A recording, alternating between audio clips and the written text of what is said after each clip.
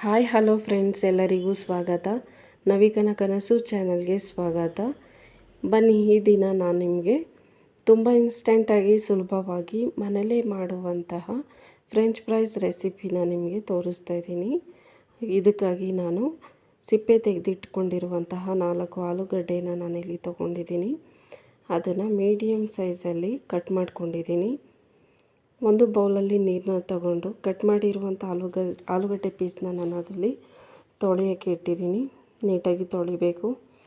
ಅದಾದಮೇಲೆ ಸ್ಟವ್ ಮೇಲೆ ಒಂದು ಪಾತ್ರೆನ ಇಟ್ಕೊಂಡು ನೀರು ಕಾಯೋಕ್ಕೆ ಇಟ್ಟಿದ್ದೆ.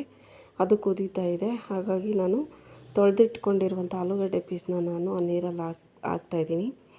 ನೀರಲ್ಲಿ ಹಾಕಿ ಬರೀ 3 ನಿಮಿಷ ಅಷ್ಟೇ ನಾವು ಅದರಲ್ಲಿ ಬೇಯಿಸ್ಕೋಬೇಕು.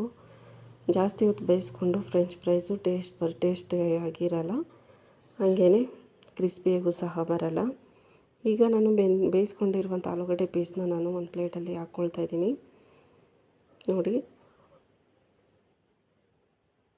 ಹಾಕ್ಕೊಂಡಿರುವಂಥ ಆಲೂಗಡ್ಡೆ ಪೀಸ್ನಲ್ಲಿರುವಂತಹ ತೇವಾಂಶನ ನಾನು ಒಂದು ಟಿಶ್ಯೂನ ತಗೊಂಡು ಅದರಿಂದ ನಾನು ತೇವಾಂಶನ ತೆಗಿತಾ ಇದ್ದೀನಿ.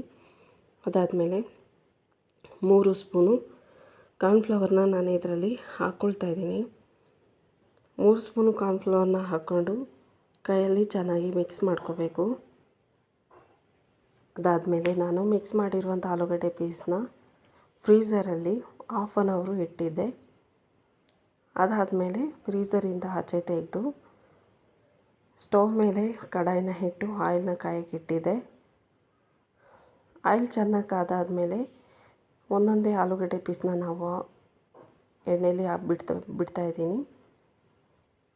ನೋಡಿ, ಚೆನ್ನಾಗಿ ಫ್ರೈ ಮಾಡ್ಕೋಬೇಕು. ಲೋ ಫ್ಲೇಮಲ್ಲಿ ಇಟ್ಕೋಬೇಕು, ಹೈ ಫ್ಲೇಮಲ್ಲಿ ಬೇಡ. ಸ್ಟವ್ ನೋಡಿ ಚೆನ್ನಾಗಿ ಫ್ರೈ ಆಗಿದೆ.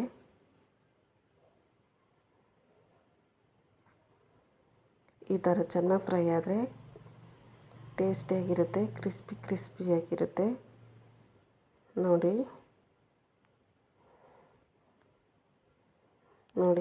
ಎಷ್ಟು ನೀಟಾಗಿ ಬಂದಿದೆ.